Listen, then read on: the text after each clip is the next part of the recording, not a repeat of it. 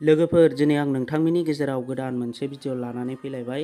बे भिडिअआनो जाहैबाय जोङो YouTube चेनेलखौ माबोरै खुलियो। दा गोबां मानसिफ्रानो YouTube चेनेल खुलिनो होननानै सानो, नाथाय बिसोरो YouTube चेनेलखौ दासिमबो खुलिनानै लानो रोङाखै।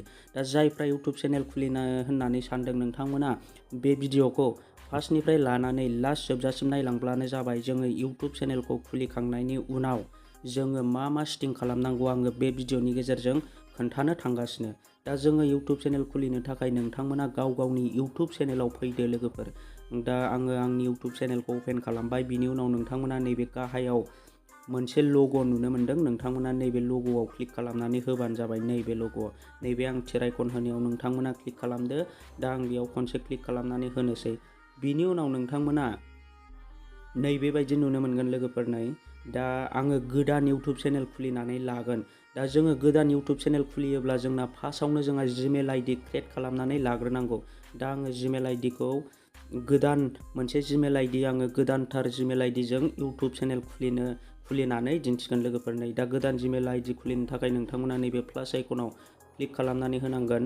दा आं नैबे प्लास आइकनाव क्लिक खालामबाय। बिनि उनाव नोंथाङा नोंथांनि मबाइलनि पिन क'डखौ होबानो जाबाय, स्क्रिन पिन क'डखौ। दा आं बेयाव आंनि स्क्रिन पिन क'डखौ होनानै लानोसै। दा होखांनायनि उनाव नोंथांमोना नैबेबायदि अपसन नुनो मोनगोन। नोंथाङा जेब्ला गोदान Gmail ID खुलिगोन अब्ला नोंथांमोना नैबे क्रिएट एकाउन्टआव क्लिक खालामनानै होनांगोन। आं दा बे क्रिएट एकाउन्टआव क्लिक खालामनानै होनोसै। बिनि उनाव नोंथांमोना नैबे फार्स्टनि अपसनखौ सेलेक्ट खालामनानै होनांगोन। फार्स्टनि अपसनानो जाहैबाय फर माइ पार्सनेल इउसनो। दा नोंथांमोना बेयाव खनसे थुनानै होब्लानो जाबाय। बिनि उनाव नोंथांमोना नैबेबायदि अपसन नुनो मोनगोन, create a Google account, first name and surname. नोंथाङा बे फार्स्ट नेमाव नोंथांनि नामखौ होनानै लादो। बिनि उनाव नैबे सुरनेमाव नोंथाङा नोंथांनि टाइटेलखौ होनानै लाबानो जाबाय। दा आं बेखौ आंनि नाम आरो आंनि टाइटेलखौ आङो होनानै लानोसै। दा होखांनायनि उनाव नोंथांमोना नैबे नेक्स्ट अपसनाव क्लिक खालामनानै होबानो जाबाय। बिनि उनाव नोंथांमोना नैबेबायदि अपसन नुनो मोनगोन, बेसिक इनफरमेसन। बेसिक इनफरमेसनाव नोंथाङा नोंथांनि डेट अफ बार्थखौ होनानै लाबानो जाबाय। दा आं बेयाव आंनि डेट अफ बार्थखौ होनानै लानोसै। दा डेट अफ बार्थखौ होखांनायनि उनाव नोंथांमोना गाहायाव नुनो मोनदों जेन्डार। नोंथाङा नैबे जेन्डारखौ सेलेक्ट खालामनानै लाबानो जाबाय। हिनजावबा फिमेल, हौवाबा मेल। नोंथाङा नैबे अपसनखौ होनानै लाबानो जाबाय। आं दा बेखौ मेलाव होनानै लानोसै। बिनि उनाव नोंथांमोना नैबे नेक्स्ट अपसनाव क्लिक खालामनानै होबानो जाबाय।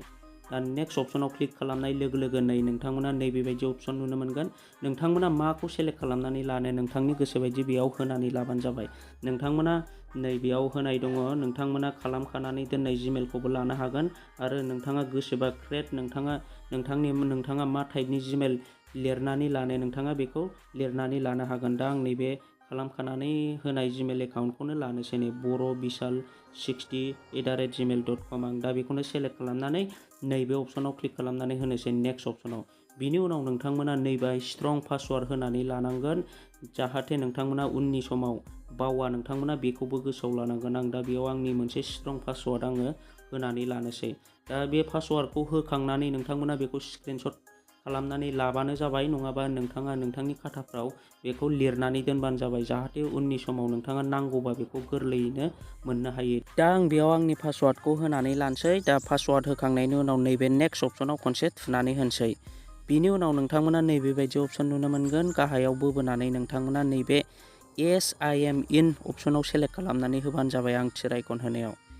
दा आं बेयाव सेलेक्ट खालामनानै होनोसै, खनसे थुनानै होनोसै। बिनि उनाव नोंथांमोना नैबेबायदि अपसन नुनो मोनगोन, रिभिउ इउआर एकाउन्ट इनफ'। नोंथांमोना बेखौ सेलेक्ट खालामनानै लादो, नोंथांनि जिमेल एकाउन्टखौ।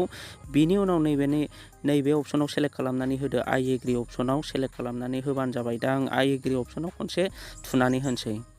दा थुनाय लोगो लोगो लोगोफोर आंना जिमेल एकाउन्टआ दहाय मोनसेल'मोन, दा आंना जिमेल एकाउन्टआ मोननै जाबाय लोगोफोर। दासो आङो गोदान जिमेल एकाउन्ट खुलिनानै लाबाय।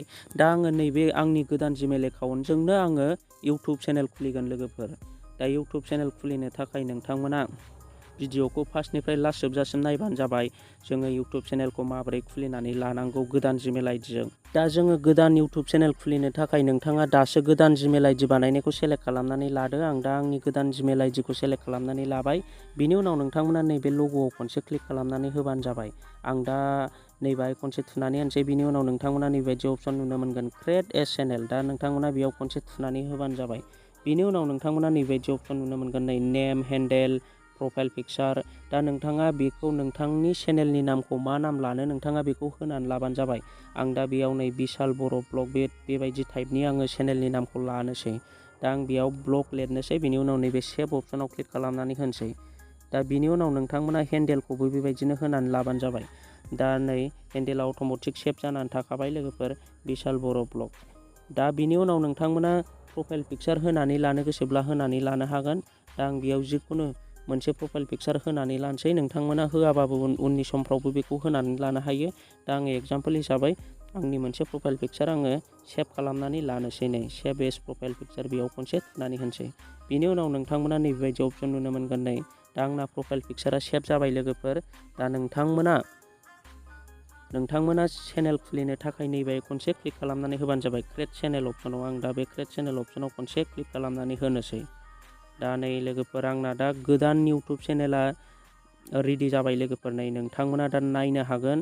दा आङो आंनि गोदान मोनसे जिमेल आइडिजों मोनसे गोदान इउटुब चेनेल खुलिनानै लानो हाबाय लोगोफोर गोरलैयैनो। दा आङो बेयाव गोसोब्ला भिडिअ आपल'ड खालामनानै लानो हासिगोन। दा भिडिअ आपल'ड खालामनो थाखाय नैबे प्लास आइकनाव क्लिक खालामदो। नोंथांमोना मा भिडिअखौ आपल'ड खालामनो बेखौ आपल'डआव क्लिक खालामनानै होबानो बियो इउटुबाव आपल'ड जासिगोन लोगोफोर। दा जोङो इउटुब चेनेलखौ खुलिनानै लाब्लाल' जाया लोगोफोर। इउटुब चेनेल खुलिखांनायनि उनाव आरो जोङो मा सेटिं खालामनानै लानांगौ बेखौबो जोङो मोनथिनानै लानाया गोनांथार। दा जोङो इउटुब चेनेल खुलिखांनायनि उनाव नोंथांमोना नैबे क्रोम ब्राउजारखौ अपेन खालामदो। क्रोम ब्राउजारखौ अपेन खालामनानै नोंथांमोना नैबे गुगोलाव सार्च खालामनांगोन इउटुब स्टुडिअ'। आं दा बेयाव इउटुब स्टुडिअ' सार्च खालामनोसै। दा इउटुब स्टुडिअ' सार्च खालामखांनायनि उनाव नोंथांमोना नैबेबायदि अप्सन नुनो मोनगोन। नोंथांमोना नैबेखौ लगइनआव होबानो जाबाय। दा आं बेखौ लगइन अप्सनाव क्लिक खालामनानै होनोसै। नैबे लगइनआव। दा लगइन अप्सनाव क्लिक खालामखांनायनि उनाव नोंथांमोना नोंथांनि चेनेल गोदानखौ नोंथाङा सेलेक्ट खालामनानै लादो। सेलेक्ट खालामखांनायनि उनाव नोंथांमोना बेक फैफिनदो। दा बेकआव होनानै नोंथांमोना बेखौ डेस्कटप साइटखौ अन होनानै लाग्रोबानो जाबाय। आं दा बेखौ डेस्कटप साइटखौ अन होनानै लानोसै। बिनि उनाव नोंथांमोना नैबायदि अप्सन नुनो मोनगोन। बेखौ जुम होनानै नोंथांमोना नैबे लगइन अप्सनाव खनसे थुनानै होबानो जाबाय लगइनआव। दा आं नैबे लगइन अप्सनाव खनसे क्लिक खालामनानै होनोसै। बिनि उनाव नोंथांमोना नै बेबायदि अप्सन नुनो मोनगोन। नोंथांनि चेनेला डेस्कटप साइटआव अन जाबाय लोगोफोरनो इउटुब स्टुडिअ'आव। दा नोंथांमोना बेयाव माखासे सेटिंफोरखौ खालामनानै लानांगोन। दा नोंथांमोना बेखौ जुम होनानै लादो। बिनि उनाव नोंथांमोना नैबायदि अप्सन नुनो मोनगोन। नोंथांमोना लास्टनि नैबे सेटिं अप्सनाव सेलेक्ट खालामनानै होबानो जाबाय। दा आङो नैबे सेटिं अप्सनाव खनसे थुनानै होनोसै। दा बिनि उनाव नोंथांमोना नैबायदि अप्सन नुनो मोनगोन। नै जेनेरेलाव नोंथांमोना नैबाय नुनो मोनदों कारेन्सि नोंथांमोना बेखौ जेरै दं एरैनो थानो होबानो जाबाय।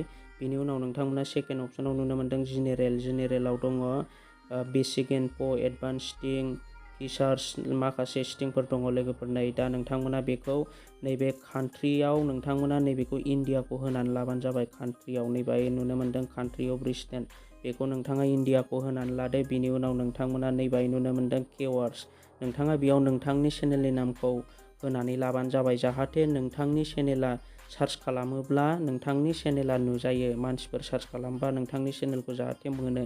नोंथांमोना बेखौ होनानै लादो। दा आं जेरै होदों नोंथांमोना बेबायदिनो नोंथाङा गावनि चेनेलनि नामखौ नैबे किवार्डआव होनानै लाबानो जाबाय लोगोफोर।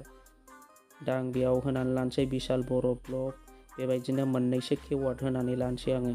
बिनि उनाव नोंथांमोना नैबे एडभान्स सेटिं अप्सनाव फैदो। एडभान्स सेटिं अप्सनाव नोंथांमोना जेरै दं एरैनो दोनबानो जाबाय। बेखौ जानला मोनला खालामलाबायनो नाङा। खालि नैबे मोनसेखौल' आं जेरै सेलेक्ट खालामदों बिदिनो सेलेक्ट खालामनानै लाबानो जाबाय। दा नैबाहाय फिचार्स इलिजिबिलिटियाव नोंथांमोना नैबेखौ उनाव खालामनानै लादो। माने थाम्बनेल लागायनो थाखाय नोंथांनि चेनेला 2 स्टेप भेरिफिकेसन जानांगौ लोगोफोर केवाइसि होनांगौ। दा आं नोंथांमोननि थाखाय बिनि मोनसे गोदान भिडिअ लाबोगोन। नङाबा नोंथांमोना नैबाहायनो नोंथांमोना जुदि भिडिअ खालामोब्ला नोंथांमोना भिडिअखौ नायनो बागोन। भिडिअआ बिराद गोलाव जागोन। दानिया आङो नैबे आपल'ड डिफल्ट अप्सनाव फैनोसै लोगोफोर। नै दा नोंथांमोना बेयाव नुनो मोनदों बेसिक इनफ' एडभान्स सेटिं।